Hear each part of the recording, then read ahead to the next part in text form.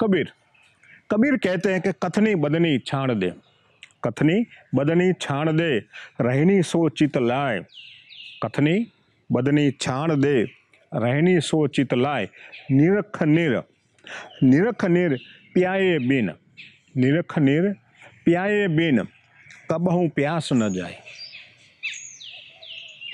प्यास लगी है, जोरों से प्यास लगी है,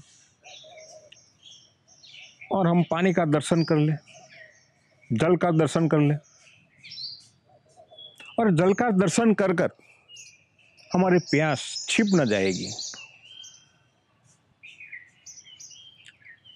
ऐसा ही है अपने जीवन में है। कबीर कहते हैं कि कथनी बदनी छाण दे। लोग बातें बहुत बड़ी बड़ी करते हैं। अब बातें करने से जीवन में कुछ होता नहीं है। कुछ लोग स्वप्न देखते हैं। रात को जब स्वप्न देखते हैं, स्वप्न में बहुत बड़ा धनी बन जाता है, धनवान बन जाता है।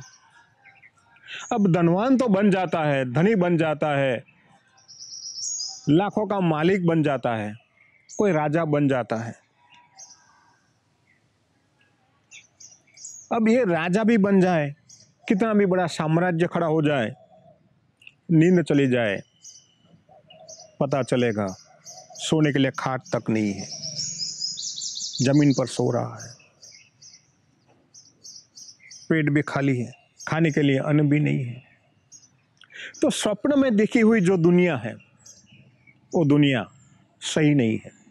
वो तो आभासी दुनिया है, भ्रम की दुनिया है, भ्रम का पुलिंदा है। तो स्वप्न की दुनिया को हम सत्य नहीं मानते हैं, और हम यही तो कहते हैं भाई सत्य की दुनिया सत्य नहीं। तो स्वप्न की दुनिया ये सत्य नहीं है, और वास्तव में हम क्या है वो तो जागरूक अवस्था में पता चलता है। इस जीवन की 3 अवस्था बताई गई है, जागृत, स्वप्न और तुरीय। तुरीय अवस्था इसे कहते हैं जो पहुंच चुका है, उन्होंने कुछ पा लिया है, वो तुरीय अवस्था है। मगर कबीर जो यहाँ बात करते हैं, तो कबीर की बात है, कबीर यही समझाते हैं कि आप केवल बातें करते रहोगे, केवल बातें, तो ये स्वप्न जैसी है।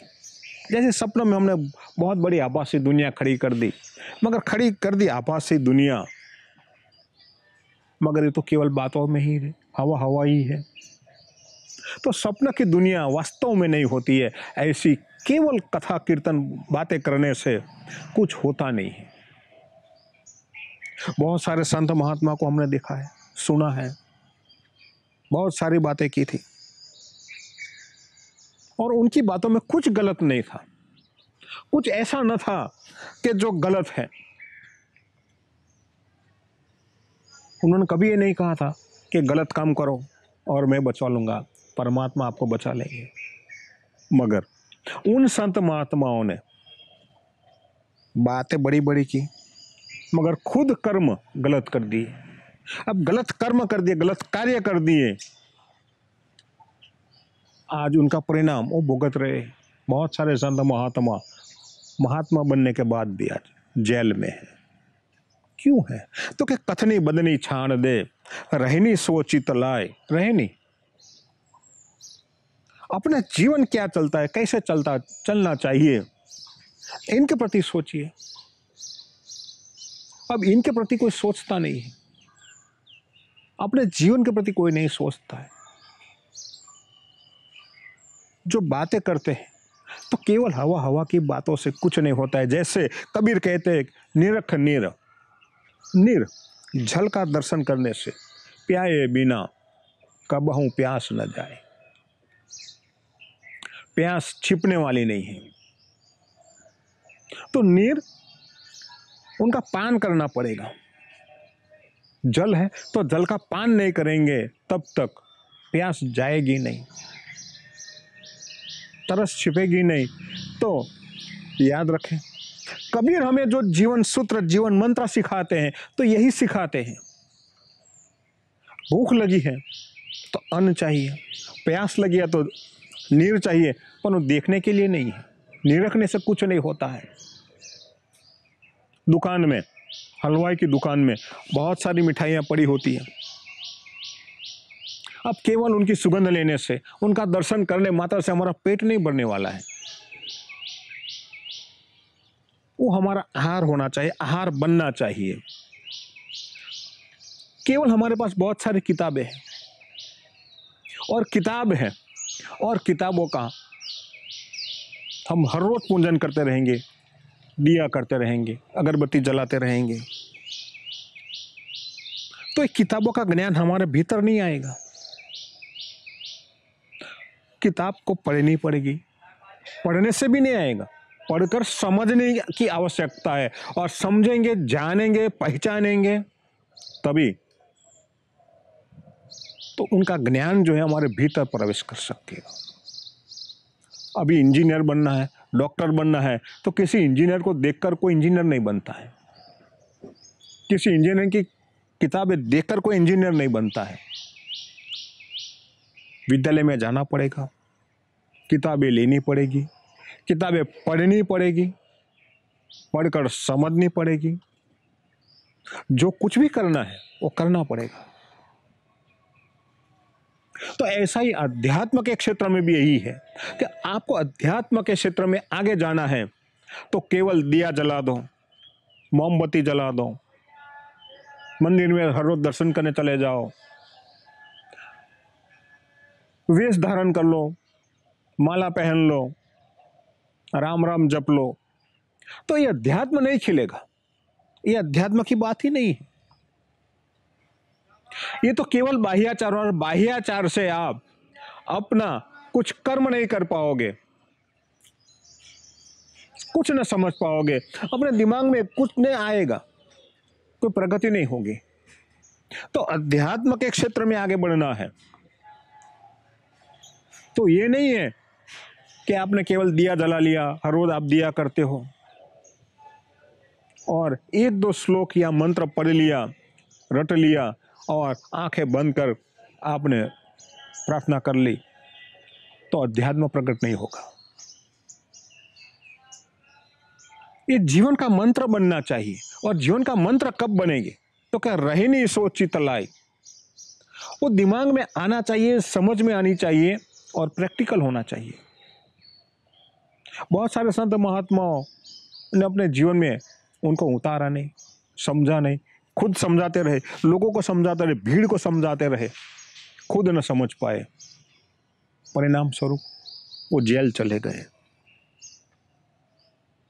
खुद का अहंकार मिटा नहीं, खुद अहंकार में अंधे हो गए और अहंकार में इतने अंधे हो गए कि उनको पता ही नहीं चला कि मैं धर्म कर्म कर रहा हूं या अधर्म का पालन कर रहा हूं। अपने जीवन में कुछ नहीं दिखाई दिया, जीवन में कुछ उतारा नहीं, जीवन तो वैसा का वैसा ही रह गया। तो कथनी बदनी छाण दे, कबीर कहते हैं। कल आगे भी कहा था कि कथनी काची पड़ गई तो दिवस स्वप्न जैसा है। स्वप्न में अमीर बनने से घर में धन की वर्षा नहीं होगी। घर में कितनी भी सारी किताबें क्यों खरीद लो, इनसे धर्म नहीं बढ़ेगा, अध्यात्म नहीं बढ़ेगा। किताब का पूजन करने से भी कुछ नहीं होगा। आजकल लोग क्या करवाते, बहुत सारे लोग मैंने देखे पोथी पूजन करवाते हैं, पोथियों की यात्रा भी करते हैं। आप पोथी का पूजन क्यों करते हो भाई? पोथी का पूजन ये नहीं है कि आप उनको दिया करो, आरतियां जला उतार लो। पोथी को खोलो, पढ़ो, समझो, उनके पर विचार कीजिए, संवाद कीजिए। पोथी खोलकर संवाद करने की आवश्यकता है। हम पोथी को केवल बंद रखते हैं, पूजा करते रहते हैं, तो ये पोथी का पूजन नहीं है। प्राचीन जमाने में हमारे ऋषि मुनियों ने पोथी का ऐसा पूजन नहीं बताया है। प्राचीन जमाने में ऋषियों ने संवाद किया है अपने शिष्यों के साथ, आश्रमों में खूब संवाद किया और खूब संवाद करके जो सत्य है वो उजागर करने का प्रयत्न किया। और केवल सत्य को उजागर नहीं किया, सत्य को उजागर करके अपने जीवन में भी लाए। हम जानते हैं कि हमारी प्राचीन कालीन पोथी लिखित में नहीं थी, लिखने के लिए कागज न थे, इंक न थी, कोई सुविधा न थी, तो पोथी सारी कंठस्थ थी, जीवनस्थ थी, चित्त में थी, अपने मन में थी, और मन में थी, चित्त में थी, और वहीं उनका जतन हुआ।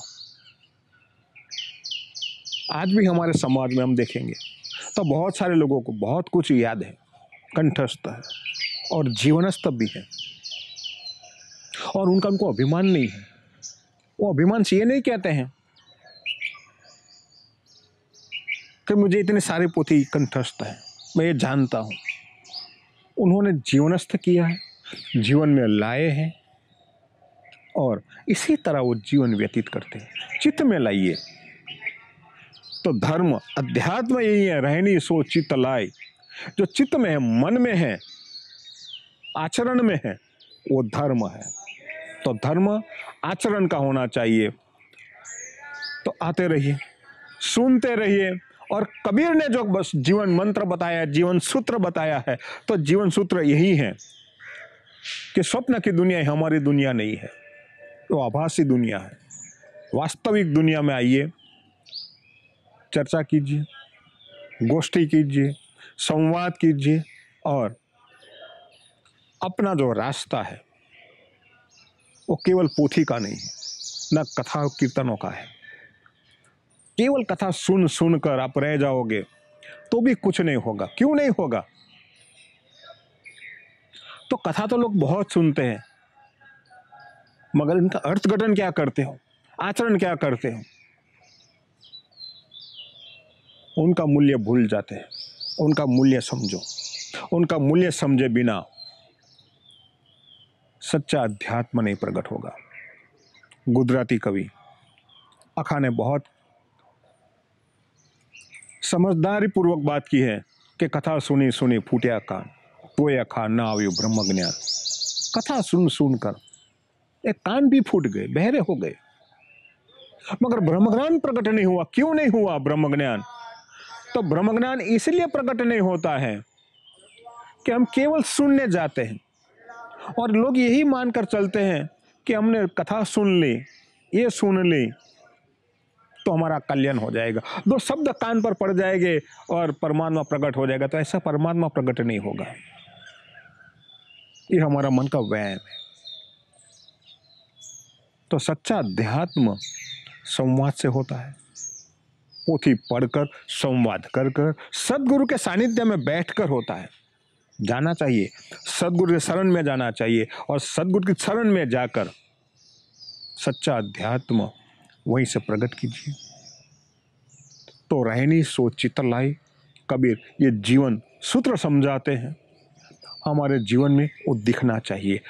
जीवन अपना ही अरीसा बनना चाहिए, और इनमें अपना प्रतिबिंब साफ दिखना चाहिए कि हमारा मार्ग क्या है, हम कौन से मार्ग पर चल रहे हैं।